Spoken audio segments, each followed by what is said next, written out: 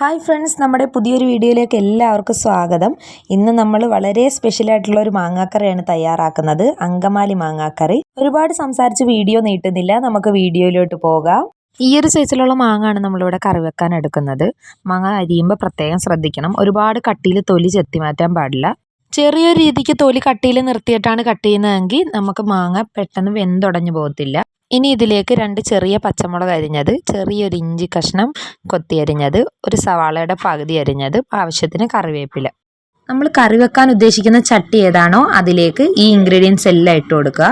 ഇനി ഇതിലേക്ക് വേണ്ട പൊടികൾ ചേർത്ത് കൊടുക്കാം. 1/4 സ്പൂൺ മഞ്ഞൾപ്പൊടി, 2 സ്പൂൺ മല്ലിപ്പൊടി, 3/4 സ്പൂൺ മുളക് പൊടി, 2 സ്പൂൺ വിനാഗിരി, ആവശ്യത്തിന് വെളിച്ചെണ്ണ, ആവശ്യത്തിന് ഉപ്പും കൂടെ ചേർത്ത് കൊടുത്ത് നല്ല രീതിയിൽ നിന്ന് നമ്മൾ മിക്സ് ചെയ്തെടുക്കണം. ഈ മിക്സിങ്ങിലാണ് ഇതിൻ്റെ ടേസ്റ്റ് ഇരിക്കുന്നത്.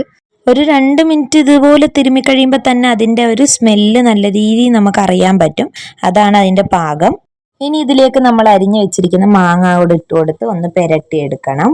ഇനി ഇതിലേക്ക് മെയിൻ ഇൻഗ്രീഡിയൻ്റ് ആയ തേങ്ങയുടെ 2ാം പാലാണ് ഒഴിച്ചു കൊടുക്കുന്നത്. ഞാനിവിടെ 2 ഗ്ലാസ്സിലാണ് എടുത്തിരിക്കുന്നത്. ഇനി ഒന്ന് മിക്സ് ചെയ്ത് ഒന്ന് വേകാൻ വെക്കുക. നല്ല രീതിയിലൊന്ന് തിളച്ച് മാങ്ങ ഒക്കെ വെന്ത് കഴിയുമ്പോഴത്തേക്കും ഇതിലോട്ട് നമ്മുടെ 1ാം പാല് 2 ഗ്ലാസ് എടുത്ത് വെച്ചിട്ടുണ്ട്, അത് ഒഴിച്ചു കൊടുക്കുക. 1ാം പാൽ ഒഴിച്ചു കഴിഞ്ഞാൽ നമ്മൾ കൈ വിടാതെ ഒന്ന് കറി ഇളക്കി കൊടുക്കണം, ഇല്ലെങ്കിൽ പാലങ്ങ് പിരിഞ്ഞു പോകും.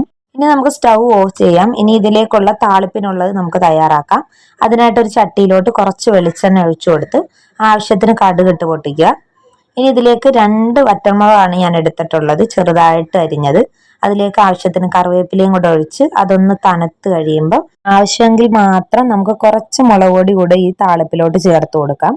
അപ്പോൾ നമ്മുടെ സ്വാദിഷ്ടമായ അങ്കമാലി മാങ്ങാക്കറി തയ്യാറായിട്ടുണ്ട്.